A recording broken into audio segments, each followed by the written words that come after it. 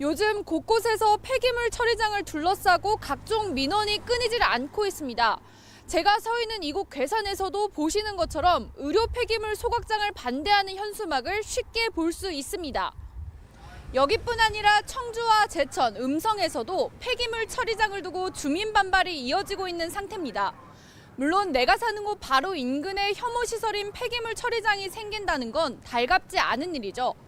하지만 단순한 거부감 외에도 주민들이 반발하는 이유는 또 있습니다. 바로 지역 내 폐기물만 매립하거나 소각하는 게 아니기 때문입니다. 여기는 음성 금왕 테크노밸리 산업단지인데요.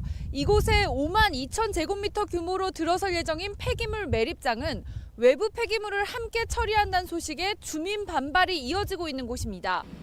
우리 지역 폐기물은 몰라도 다른 지역 폐기물까지 처리하는 건 못 참겠다는 겁니다. 이런 현상은 충북 도내 곳곳에서 실제로 일어나고 있습니다. 저는 자리를 바꿔 충주에 있는 한 산업단지의 매립장으로 왔는데요. 이곳뿐 아니라 바로 옆에 있는 다른 2개 산업단지 매립장도 모두 외부 폐기물을 반입하고 있습니다. 전국 각지에서 폐기물이 쏟아져 나오고 어디선가는 이를 처리해야 한다는 점에서 님비 현상의 하나로 치부할 수도 있지만 문제는 그렇게 간단하지 않습니다. 이유는 이렇습니다. 일단 민간 기업에 적용되는 폐기물 관리법에는 폐기물 이동에 대한 규제가 전혀 없습니다. 지자체가 운영하는 처리시설에 적용되는 이른바 폐촉법에도 지역에서 발생한 폐기물을 10년 이상 묻을 수 있는 물량만 남겨두면 타 지역 쓰레기 반입을 허용하고 있습니다. 즉, 타 지역 폐기물을 우리 지역으로 반입해도 어떠한 제재도 받지 않는다는 뜻입니다. 문제는 지역별로 발생하는 폐기물량에 차이가 있다는 겁니다.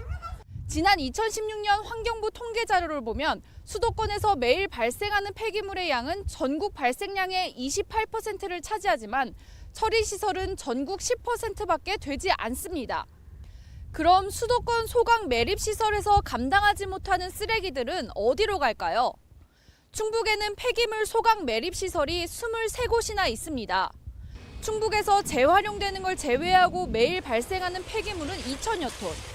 이 양 가지고는 23개 시설에 속된 말로 돈벌이가 안 됩니다.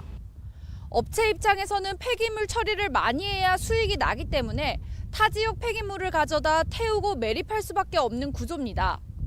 실제로 충주의 한 폐기물 매립장에서 처리하는 폐기물 비중을 따져봤더니 지역 발생률은 10%에 불과했습니다.